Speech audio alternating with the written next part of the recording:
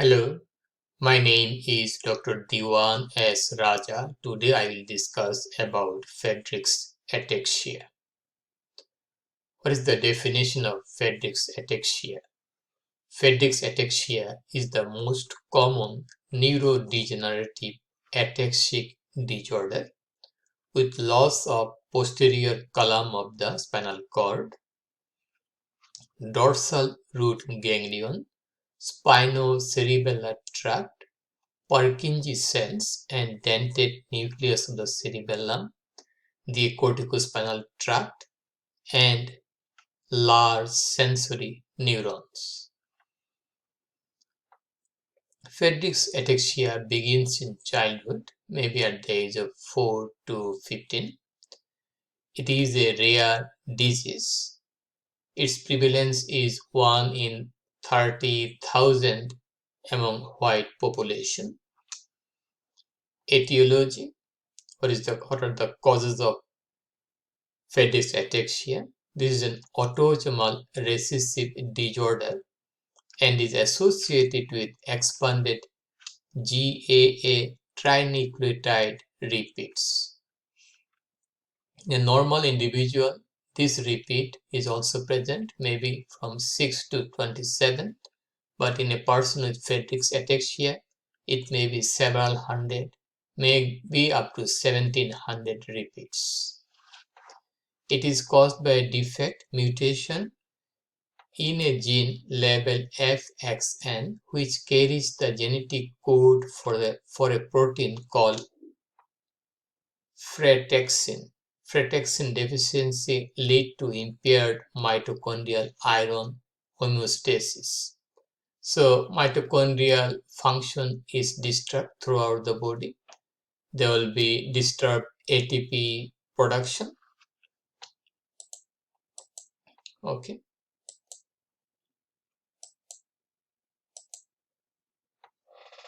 So here is the image.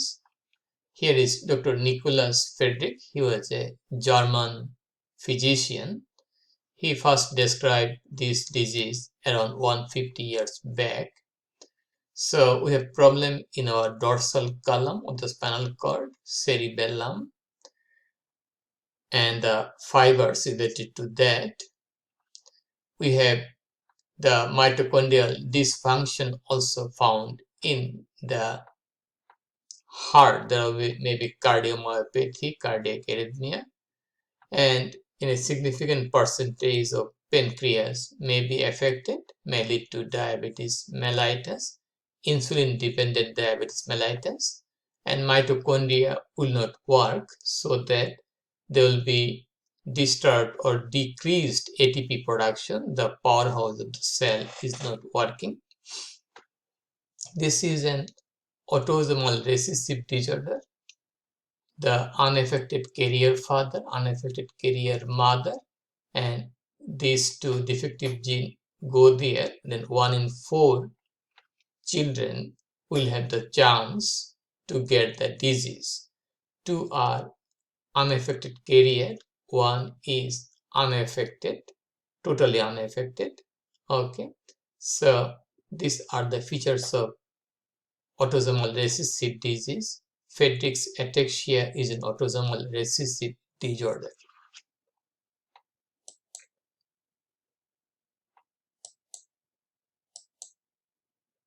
Okay, so here we are now clinical feature depending on the site of pathology, because it involves multiple tracts, multiple places of the central nervous system. We have many symptoms related to that, like that of spinocerebellar tract lesion. So we'll get some cerebellar dysfunction like dysmetria, progressive gait ataxia, and dysarthria. Person cannot talk. Dysarthria because the muscles in the pharynx, larynx, and the also around the soft palate and the face will be non-functional or disturbed function due to spinocerebellar tract lesion, and cerebellum will not coordinate properly. There will be incoordination, of movement because of involvement of the cerebellum, corticospinal tract, the descending tract, that also affected, and there will be weakness of the limb, especially lower limb, but upper limb may also be affected because of descending tract lesion, and there will be Babinski sign. Okay, the foot will be in dorsiflex position, thumb will up, and the toes will be fanned out. Posterior column lesion, loss of position sense, vibration sense, and absent stress reflexes. Physical finding of Friedreich's ataxia, optic neuritis, nystagmus, that is involuntary oscillation of the eyeball, optic neuritis, inflammation of the optic nerve, paresthesia, tremor, deafness, vertigo, spasticity, leg pain, arched palate. Okay, palate will be arched. Kyphoscoliosis, bending, forward bending and side bending both together. Pes cabbage, arched foot. Foot will be look like an arch. Hypertrophic cardiomyopathy and fetal cardiac arrhythmia. These two are the cause of death in most cases. Insulin dependent diabetes in 10 to 20% of cases.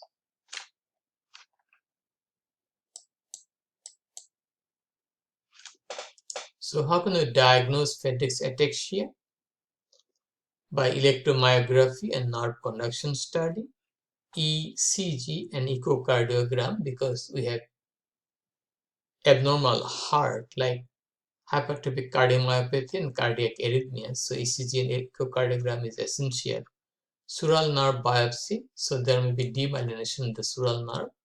That nerve supplies the leg and also part of the foot. Genetic test for expanded GAA trinucleotide repeat, so it can be done in the blood.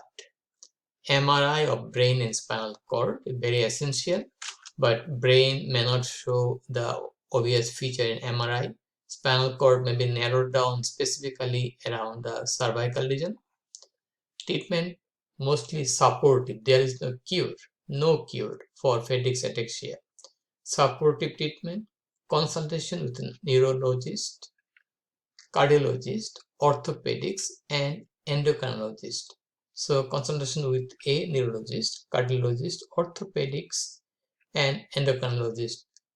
Idea is that life has been decreased and this patient needs support, proper medical treatment. So it will be supportive management, not specific management, and there's no specific management, and it is incurable disease. We also need physical therapy and occupational therapy, and research is going on possible gene therapy. Okay, prognosis of Friedreich's ataxia. What is the prognosis? Loss of ambulation within 15 years of onset of the disease.